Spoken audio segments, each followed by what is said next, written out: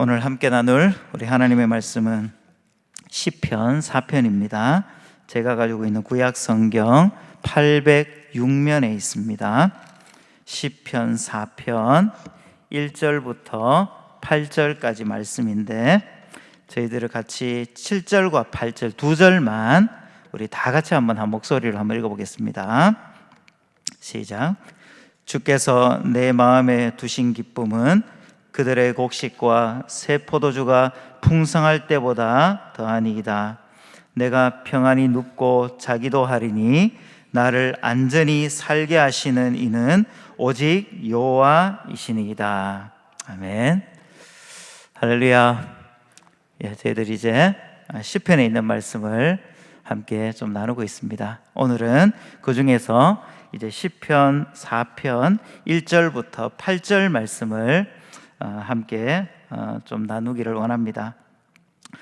이 시편 4편에 있는 말씀을 저희들 다 읽지는 않았지만 이제 처음부터 끝까지 한번 읽어보면 이런 내용이 좀 담겨져 있습니다.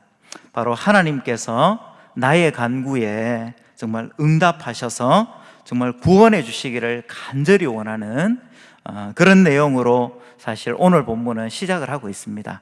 그런데 이제 그 마지막을 나중에 한번 보면 내가 믿는 하나님이 누구이신지에 대한 그런 신뢰와 이 확신에 대한 이런 고백으로 마무리하고 있는 것을 우리는 좀 확인해 볼 수 있습니다. 다시 말해서 오늘 이 시편 4편의 그 중심 내용을 한마디로 좀 이야기하자면 바로 여호와께서 경건한 자, 누구를 이야기하는 거겠습니까?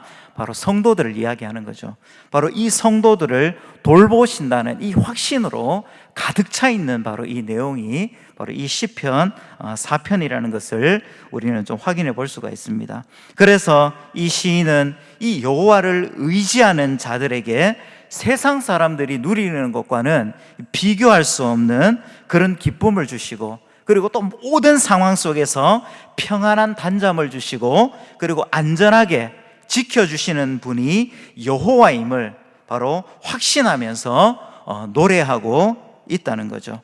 사랑하는 성도님들 어떻습니까? 바로 세상의 소리들이 우리의 귀에 막 들려올 때에, 그리고 우리의 마음에 혼란함이 가득 찾아올 때에, 어쩌면 오늘 이 시간을 지나고 있는 코로나19를 지나고 있는 정말 우리들에게 이 복잡한 마음이 가득한 바로 이때에 어쩌면 오늘 이 시편 4편의 말씀은 우리에게는 너무나 정말 귀한 말씀으로 또 우리에게 찾아오는 것 같고, 그리고 이 시편 4편에 있는 말씀을 계속해서 묵상하다 보면 바로 우리에게 새로운 힘과 또 소망과 또 이렇게 확신을 경험하기 때문에 저는 개인적으로 오늘 이 말씀을 좀 나누면서 우리가 이 시편 4편에 있는 말씀을 좀 자주 꺼내서 읽어봤으면 좋겠다. 개인적으로 저는 그런 생각들을 좀 많이 하게 되었습니다. 이제 오늘 본문으로 좀 다시 한번 돌아와 보면 오늘 본문은 크게 이제 두 단락으로 좀 나누어 볼 수가 있습니다.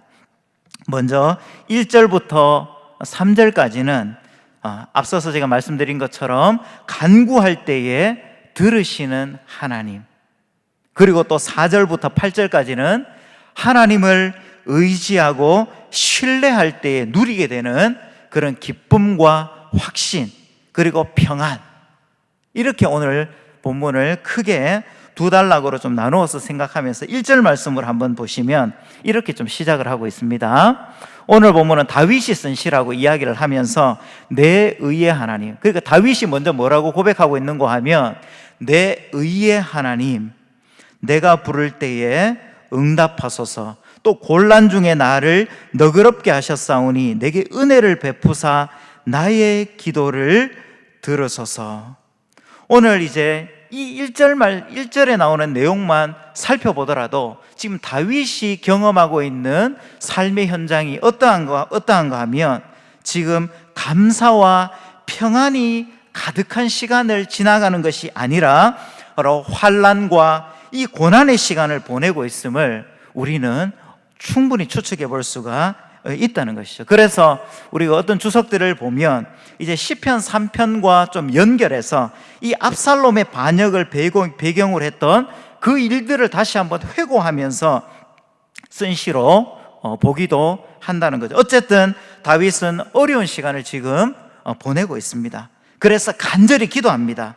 그런데 그 하나님을 어떻게 고백하는가 하면 내 의의 하나님이요, 그리고 또 곤란 중에 나를 너그럽게 하시는 하나님. 다윗은 지금 이렇게 이야기를 하면서 그런 하나님께 지금 뭐라고 이야기하는가 하면 내가 부를 때에 하나님 응답해 주십시오. 하나님, 내가 지금 간절히 기도하는데 하나님 응답해 주십시오. 이렇게 이야기하는 것이죠. 다시 말해서 바로 하나님은 의로운 분이시고 내가 그분을 의지해서 기도할 때에 바로 하나님은 나의 기도에 외면하시는 분이 아니라 기도에 응답하시고 은혜를 베푸시는 분이라는 것을 이미 다윗은 알고 기도를 하고 있다는 것이죠. 하지만 지금 그런 다윗에게 들려오는 소리는 어떻습니까? 다윗의 삶에서 일어나고 있는 일들은 지금 어떤 것들이 지금 펼쳐지고 있습니까? 바로 2절에 있는 것처럼 하나님의 영광을 욕되게 하고 하나님의 영광을 바꾸어서 욕되게 하고 또 헛된 일을 좋아하고 거짓을 구하는 일들로 이 다윗의 삶의 주변이 가득하다는 것이죠. 그렇지만 오늘 이 시인은 바로 그 세상의 목소리에만 머물러 있지 않습니다. 3절 말씀을 한번 보시면 오히려 이것을 뛰어넘는 강한 확신으로 넘어가는 것을 우리가 볼 수가 있는데 이렇게 기록이 되어져 있습니다. 여호와께서 자기를 위하여 경건한 자를 택하신 줄 너희가 알지어다. 내가 그를 부를 때에 여호와께서 들으시리로다. 지금 자신을 뭐라고 이야기하고 있습니까? 경건한 자로 묘사하고 있습니다. 경건한 자는 바로 히브리어로 하시드라는 단어인데 다르게 표현하면 은혜를 받은 자를 이야기합니다. 은혜를 받은 자. 그래서 하나님께서 이 경건한 자를 돌보시고 응답하시고 은혜를 베푸신다는 이 사실을 확실하게 믿음으로 이 시인은 고백하고 있는 것이죠. 그런데 단순히 이것이 자신의 의로움이나 아니면 자기 확신에서 비록된 것이 아니라 철저하게 이 언약의 말씀에 근거하고 있음을 우리는 기억할 필요가 있다는 것이죠. 바로 하나님이 나를 택하셨다는 것입니다. 내가 하나님을 택한 것이 아니라 하나님이 나를 택하셨기 때문에 나에 대해서 너무너무 잘 알고 있고 그리고 나의 삶을 책임지신다는 그런 확신을 가지고 이 다윗은 이야기하고 있는 것이죠. 그렇기 때문에 나에게 깊은 관심을 하나님은 여전히 가지고 계시고 그리고 내가 기도할 때에 들으신다는 것입니다.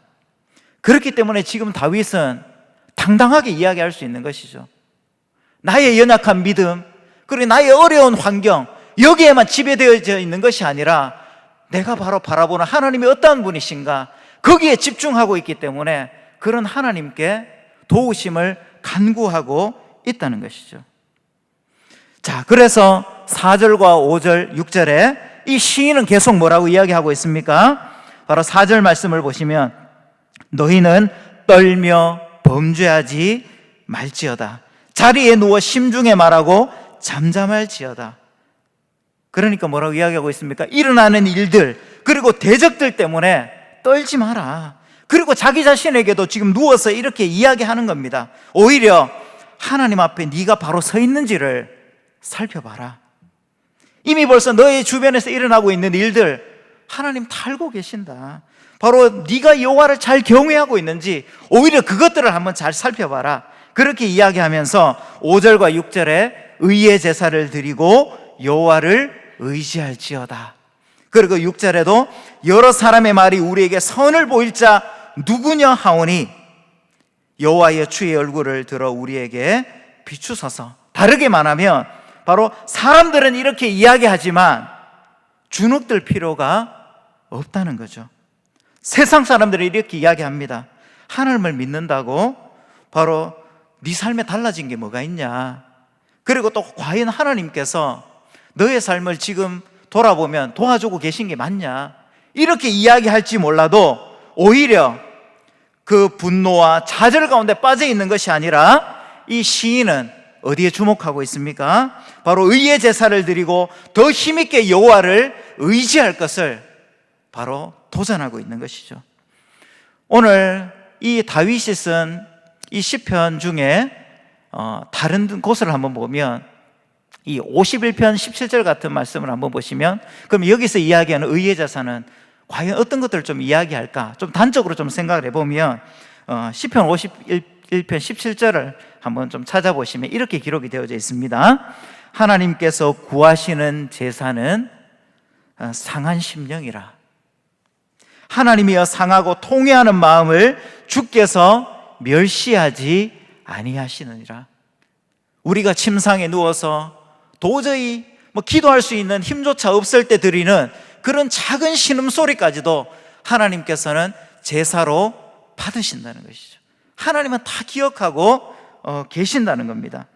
바로 그런 간구의 기도를 드릴 때에, 그런 하나님을 의지할 때에 바로 하나님이 함께 하시고 하나님의 백성들에게 선을 보이실 거라는 것을 오히려 당당하게 선포하라는 것입니다.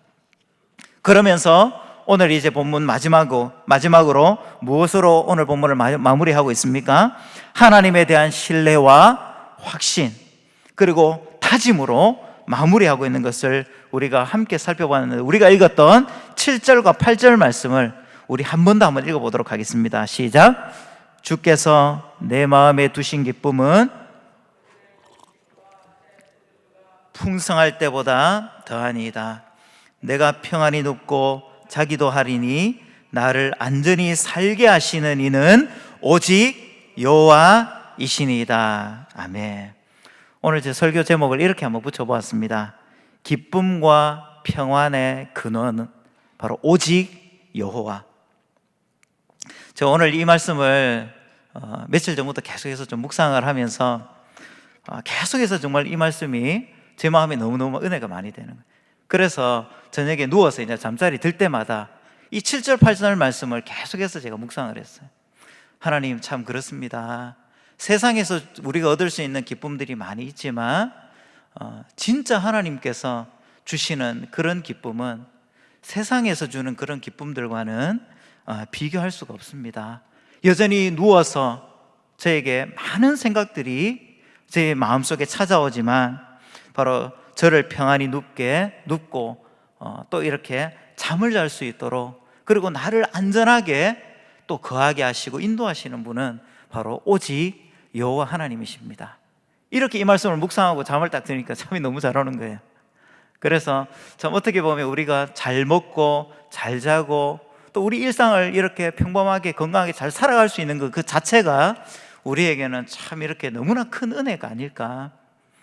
저는 오늘 말씀을 좀 묵상하면서 다시 한번 그런 것들을 좀 생각해 보게 되었는데, 여전히 이 시인은 어려움이 있습니다. 모든 것이 해결된 것이 아닙니다. 그렇지만 이 시인은 지금 무엇을 기억하고 무엇을 바라보고 있는고 하면 바로 기쁨과 평안의 근원이 되시는 바로 오직 여호와, 그 하나님을 끝까지 바라보고 있다는 것이죠. 바로 그런 하나님을 바라볼 때에 무엇이 주어지는 겁니까? 기쁨과 감사와 평안인 거죠.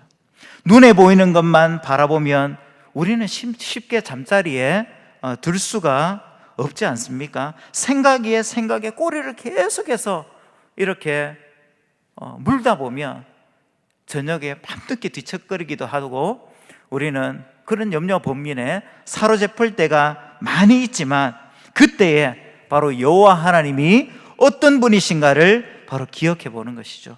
말씀으로 경험한 그런 하나님을 고백해 보는 겁니다.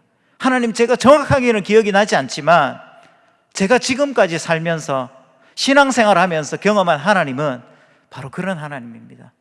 제가 그런 하나님 때문에 지금까지 믿음으로 달려올 수가 있었습니다. 하나님, 제가 끝까지 그런 주님을 의지합니다. 그때에 바로 세상이 줄 수 없는 기쁨이 물밀듯이 우리에게 밀려올 것입니다. 함께 하시는 하나님의 위로가 우리에게 부어질 것입니다. 또한 앞으로 행하실 하나님의 소망과 그런 평안이 바로 우리에게 주어질 것입니다. 오늘 하루 그런 은혜가 우리에게 가득했으면 좋겠습니다. 끝까지 안전하게 지키시는 분이 지금도 살아계셔서 역사하시는 바로 우리 하나님이십니다. 그분을 시인처럼 믿음으로 고백할 수 있기를 바랍니다. 그래서 주님만이 주실 수 있는 세상의 어떤 것과도 비교할 수 없는 그런 기쁨과 풍성함을 날마다 누리며 살아가는 저와 우리 모든 성도님들 되시기를 주님의 이름으로 축복합니다. 오늘 주신 말씀을 좀 기억하면서 하나님, 저의 삶에도 여전히 아직까지 어려움이 있습니다. 해결된 것이 아직까지 참 많이 없습니다. 그럼에도 불구하고 하나님, 이 새벽에 저는 주님을 의지하겠습니다. 주님을 신뢰하며 믿음으로 나아가겠습니다. 하나님, 함께하여 주셔서 저의 마음을 먼저 붙잡아 주시고 저의 생각을 붙잡아 주시고 저의 삶의 모든 형편을 붙잡아 주시고 이 코로나19의 모든 상황을 주님께서 주관하여 주시고 함께하여 주시옵소서. 우리 주님의 이름을 세 번 부르고 가지고 나오신 기도 제목들 하나님께 한번 올려드리면서 우리 간절하게 한번 기도하도록 하겠습니다.